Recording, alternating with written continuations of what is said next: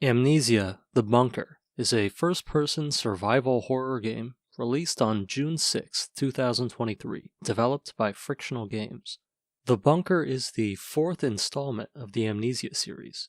Now, I've only played a stark bit of the first Amnesia, and never really played any of the other entries, so I can't really speak on them, but what I can say is that The Bunker is damn good. The game has the player take control of a Frenchman named Henry Clement, but the horror doesn't stop there. Henry is a soldier. Henry is a soldier during World War I. Henry is trapped in a bunker, and Henry is not alone.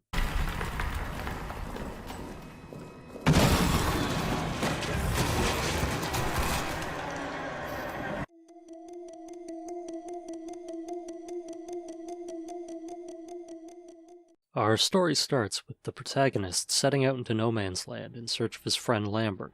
Lambert had gone missing a few days prior during patrol.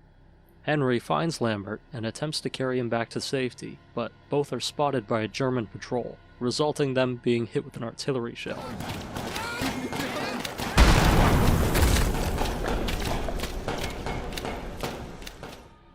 Henry wakes up sometime later to discover that he's not as lucky as it would seem, because getting shelled was only the start of his problems.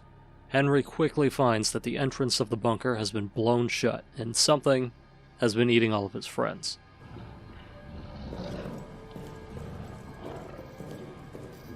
So let the hunt begin. Somewhere in this hell pit there's a bundle of dynamite and a detonator, and we're not getting out of here without them. But in the meantime, we're going to need gasoline, and lots of it, because that generator is the only thing keeping the lights on. And we want those lights on, because this thing likes to hunt in the dark. It's at this point that the game opens up and lets us explore around. The bunker is not a linear game, and we're pretty much free to go wherever we can weasel our way into. We know what we need. Now we just have to find it. The bunker kind of feels like an sim in that way. The player is given a lot of tools and plenty of different weapons and ways to use them. Like, find a locked door, hit it with a rock, or blow it open with a grenade. Maybe find an alternate route inside. Find a padlock, shoot it off with the revolver, or maybe grab some bolt cutters. Got rats? Throw some meat or light a torch. Or you can take a more direct approach. But be careful not to make too much noise, because it's always listening, and it's always close by.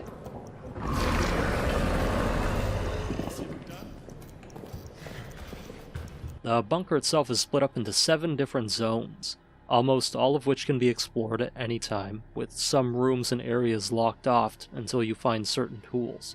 It almost feels like one of those Metroidvanias in a way. The story is told through notes, letters, and other various scribblings left by the bunker's former occupants, and maybe even some of its current occupants.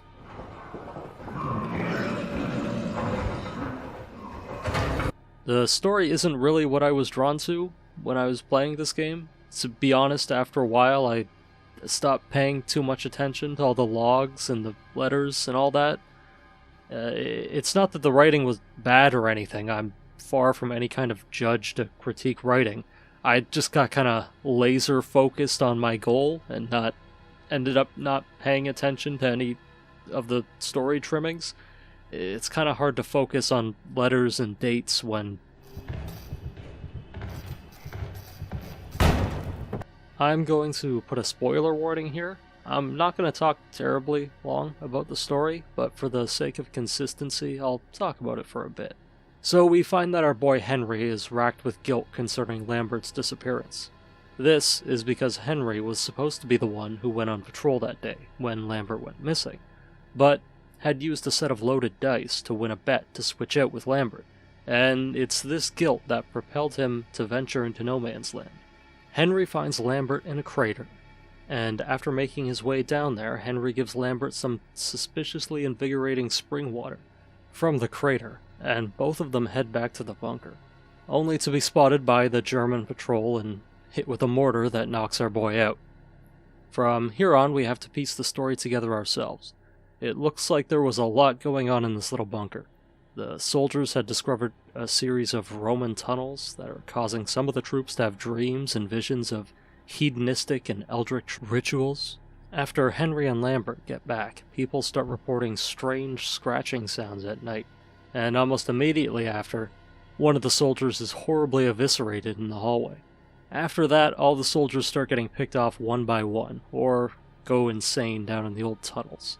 And to top it all off, the fucking rats have reached a size that is downright uncouth. We're nearing New York sizes here. At one point, the officers just take off and blow the exit up behind them, and it's around here when Henry wakes up. And since you don't exactly need rocket appliances to figure it out, the ghoulie that spends the game chasing you is Lambert. It looks like that fancy spring water wasn't a good idea because it's got our boy's vibe real weird. How do I know this, you may ask? Well, you can find a stuffed bunny that Lambert was going to give to his child, and if we throw it, the monster will, look at it and kind of hold it and then run off with it. He also writes in his journal that he's feeding on people's fears, and it calls. So we find the dynamite in the plunger and blow open the exit. But it's not over yet. We find ourselves in some sort of ancient Frankenstein factory or something, and it's just us and the monster. Mono a monster. There are two endings. One if you escape without killing the monster, and one if you successfully drop the monster down into one of the pits. The endings are practically the same. In one, the monster escapes through the same hole Henry does and just runs off, which is extremely unsettling.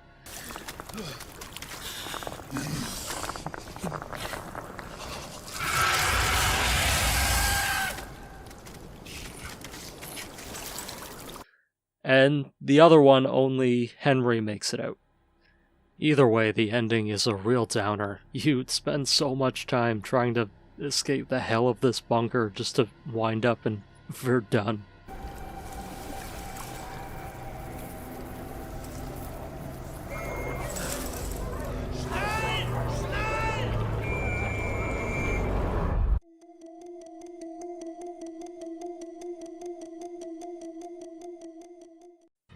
I really like the way the bunker plays. There's a certain amount of bodily and situational awareness that exists in Frictional's catalog that you don't see in many other games, and I really, really appreciate it. Let me explain. In other games, you would have a contextual button press to do actions like opening a door or a drawer or whatever. But in Amnesia, you actually have to click and drag the door open. If the door has locks, you actually have to interact with the lock itself. When you loot cupboards and cabinets, you have to pull open each drawer and actually look inside. When you move things around in the environment, they all act differently depending on its weight, with heavier objects taking longer to drag and being more difficult and cumbersome to move. Not only does it make the environments feel more real and kind of lived in, but it also does wonders to add immersion and adds a subtle little context to your interactions with the environment in a way that most games don't. While the environmental interactivity is great, I feel that Frictional really missed an opportunity to have a similar feeling of immersion with the inventory. In the bunker, one item takes up one slot in the player's inventory. Doesn't matter what it is, be it a shotgun or a rag, they both take up the same space. I feel like a good old-fashioned grid inventory would have been better here. The current system feels limiting, but not in a good way. I feel like having a traditional grid system would add a little bit more tension to the gameplay, forcing the player to really think about what they can and can't carry, and what they should leave behind and what they should take. I mean, the inventory system already does that, but I don't know, I just like a grid inventory. But in truth, that's just an idea. The inventory we have at the moment works absolutely fine. I'm just a pack rat who likes to play inventory Tetris. One of the most important things that the player can find during their time in the bunker is fuel, and there's a couple things that you can do with it. You can pour it on the ground and light it on fire, you can create Molotovs and throw them, but most of what you're going to want to do is pour it into the generator, because you want this generator on. The generator keeps the lights on, and the light keeps the monster at bay. Well, for the most part at least. If you or the rats make too much noise, he'll come out regardless. God, the rats are the worst. These little bastards make up for the second half of the game's antagonists, and aside from traps, they're the only other thing that can really hurt you in a traditional sense. And this leads me to another gripe that I have with the game, and that's its health and damage system. You see, when the monster gets close enough to you, that's it. It just grabs you and insta-kills you most of the time. And while I know this is how other games, similar games, function, I feel like this kinda does the bunker a disservice. Knowing that if the monster touches me, I'm dead, at a certain point removes all the tension. Like, there are times when you know it's just like, oh, I'm just gonna die here. There's no quick play I can make, there's no chase I can win. I can't, like, struggle to get out of the situation like a fish, oh so desperately trying to escape the jaws of a bird. Oh, there he goes. Now, I know that this isn't the case for the last encounter with the monster, so don't type fast at me. But this last encounter was the only time I'd ever really seen the monster do anything like that. And it would be really great if it happened more outside of that fight. This also makes the game's health mechanic feel kinda underutilized. Like, if the monster can't technically hurt me, or can only rarely hurts me, the only thing I have to watch out for the rats and the traps. And to the game's credit, there are a lot of rats and traps, but I finished my first run through with an absolute surplus of health kits because I honestly didn't get hurt all that much. It's the only time I really got hurt was when I got impatient and tried to jump over the rats, which I totally could do on my own, by the way, game. It's a shame because the health system does have a lot of neat ideas, like when you get hurt you bleed, and the more hurt you are, the more you bleed, which causes the rats to follow you around and even attack you if they get close. The noise from the rats can also alert the monster and spoil your hiding places. It's cool. There's also an optional health mode where the more common bandage item only stops bleeding, meaning that if the player actually wants to restore their health pool, they have to find an honest-to-goodness first aid kit, which is more rare and can't be crafted. This system all the more just makes me wish the monster didn't one-hit kill you as much as it did. It should have to, like, lower your health down and, like, batter you around a little bit before it can just kill you.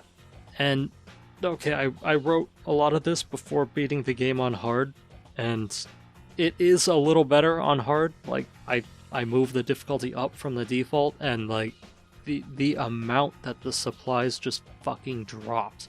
Like, at the end of my first run through, I had so many supplies, I was just throwing them on the floor in the safe room of the bunker, but at the end of my first hard mode run, I don't even think I filled the chest in the bunker more than halfway throughout the entire run. They really seem to crack down on the surplus of supplies on the harder difficulties, which is really good. What else? Oh, the guns. Now, unlike other Amnesia games, you do have access to a few weapons to defend yourself. The player can use various grenades, a revolver, and a trench gun, all of which have their uses in and outside of combat. The grenades and the trench gun can be used to blow open doors, and the revolver can be used to shoot padlocks. And while explosives are fun and may do the job, they're also going to destroy every light near where they go off, so use them sparingly, unless, you want to be walking around in the dark. But even when you do decide to go loud, ammo is very, very sparse. Like, each ammo pickup is one shot. I know I had a full revolver cylinder once or twice, but I don't think I ever had a full shotgun tube. On hard, I think I only found 2 shotgun shells the entire game. Even on the normal difficulty, I don't think I found enough shells to count on 2 hands. You can shoot the monster if you're in a pinch, but that won't be a lasting strategy. Each time you fend it off with a weapon, it's going to take twice as much to do it the next time, and you'll quickly run out of ammo if you try to keep that up. Lastly, the bunker has a huge list of gameplay parameters that can be changed and tweaked to your liking. Everything from enemy AI, item frequency, item durations, health pools, so many different things can be tweaked and changed. You can really just make your perfect experience. I really love it when games do this, when they have like the set dedicated way you should, like the way it was supposed to be played, but then also just offer you the parameters to just make whatever kind of experience you want. I really appreciate that. On top of all of that, the bunker comes with a suite of modding tools and the ability to add player-made levels and campaigns. So even outside of the normal campaign mode, there's a lot of content you can squeeze out of the bunker.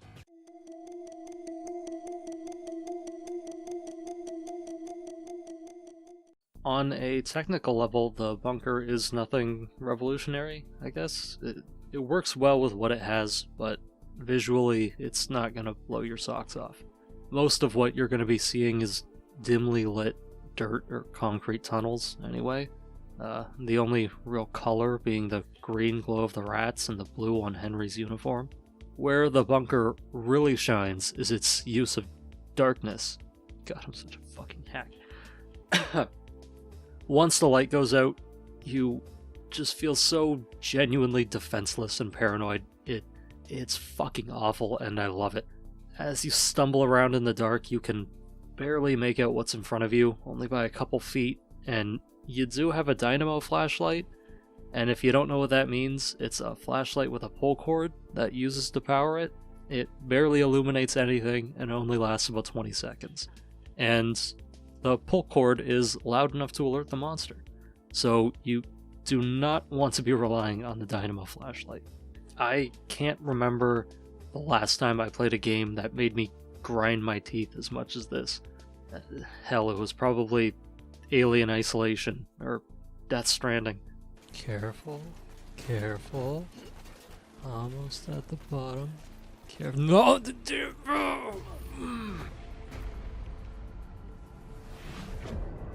I remember during my first playthrough, after a longer than usual expedition away from the save room, the generator had run out of gas and I was just left standing in the dark on the complete opposite side of the bunker.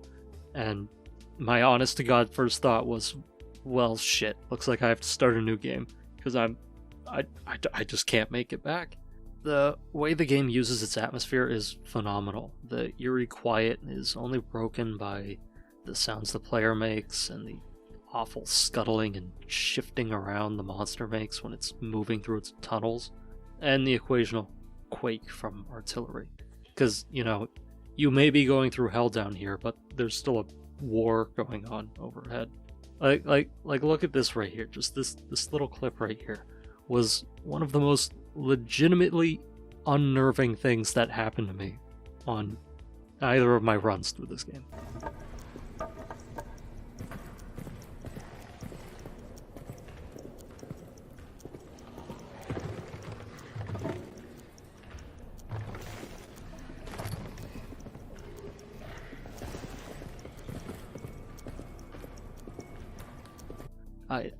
I just refilled the generator after having it run dry after getting the dynamite, which was a whole nother ordeal.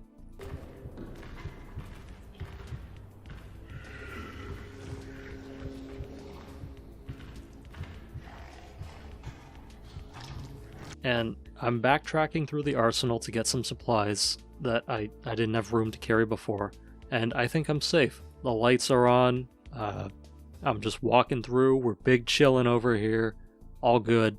And through the shelves, I see this fucker just walking around. No warning, no scuttling, no hearing it before it showed up, no nothing, just on the other end of the fucking arena, just separated. The only thing separating us is like a shelf, and he's just walking around. And it scared the fucking pants off me. Like, just, I thought I had some safety in the light as long as I was being quiet. But no, this just completely fucking shattered that. Like, he's just out here chilling. He's just doing whatever. Like, you can turn a corner and he can just fucking be there. It's all my understanding of how I thought the AI for this fucker worked just out the fucking window. And it really makes me love this game. It's fantastic.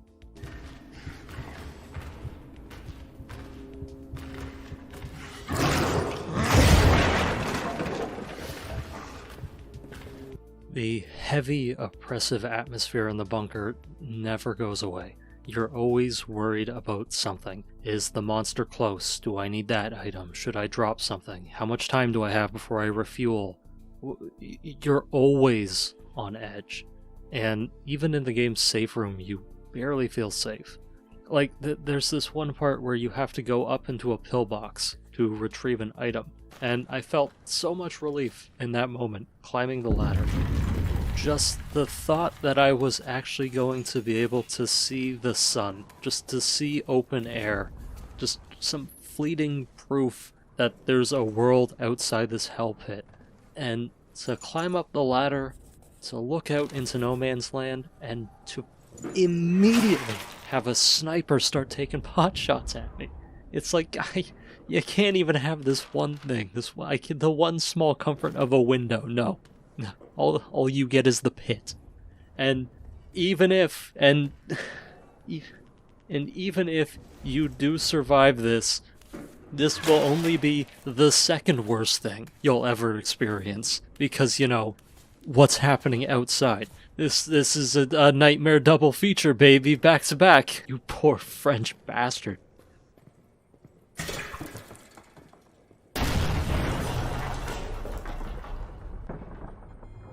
Like I said before, the presentation in the bunker doesn't really have a lot to work with. Like, the entire game takes place in a World War I bunker inhabited by one dude, one thing, and a bunch of abnormally not chill brats.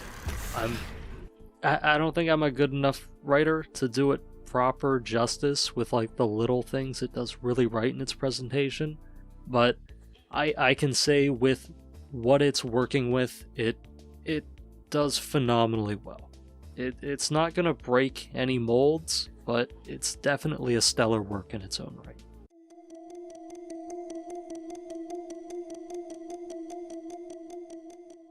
I really liked Amnesia the Bunker.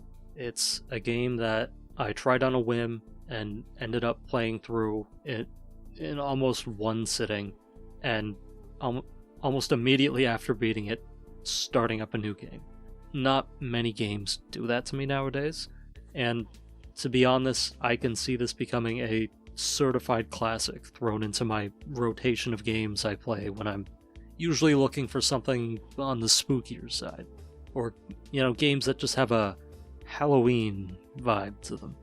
One of the things I really appreciate about the bunker is that it doesn't completely take away your ability to defend yourself, and it adds a layer of tension and complexity to the gameplay that I feel like a lot of these kind of style of games lack.